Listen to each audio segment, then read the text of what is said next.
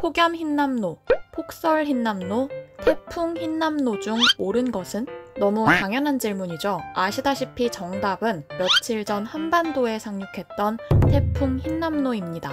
비나 눈, 폭염 등과 달리 태풍에는 이름이 붙습니다. 최근에는 기후위기로 폭염에도 이름을 붙이겠다는 목소리가 나오긴 했지만 지금까지는 태풍만이 기상현상 중 유일하게 이름을 가졌었는데요. 태풍에는 매미처럼 우리에게 익숙한 한글 이름이 붙기도 하지만 흰남노처럼 낯선 외국어가 붙기도 합니다. 그렇다면 이런 태풍 이름들 무슨 기준으로 짓는 걸까요?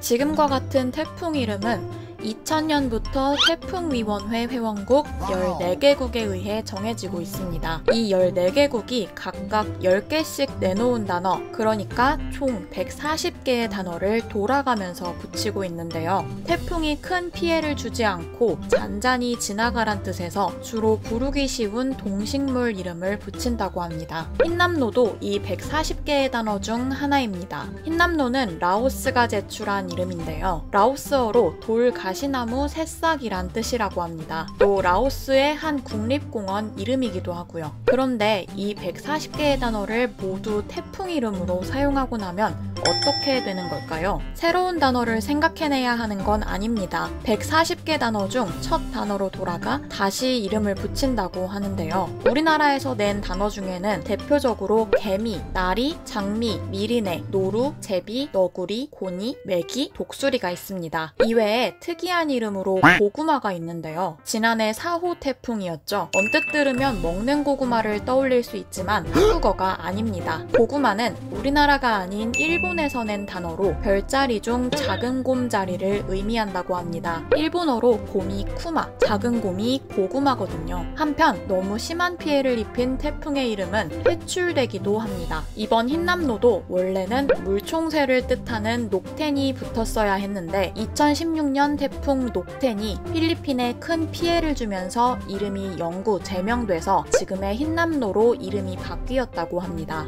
그렇다면 다른 기상현상과 달리 태풍에 이름을 붙인 이유는 무엇일까요? 기상청은 여러 개의 태풍이 한꺼번에 올 때 태풍 예보가 혼동되지 않도록 태풍마다 이름을 붙이게 되었다고 설명합니다. 태풍은 일주일 이상 지속될 수 있기 때문에 같은 지역에 여러 개의 태풍이 올 수 있거든요. 이때 태풍 이름이 없으면 어느 태풍이 위험한 건지 구분하기 어렵겠죠. 그렇다면 오늘의 결론, 태풍 이름 짓는 방식에도 나름의 규칙이 있다.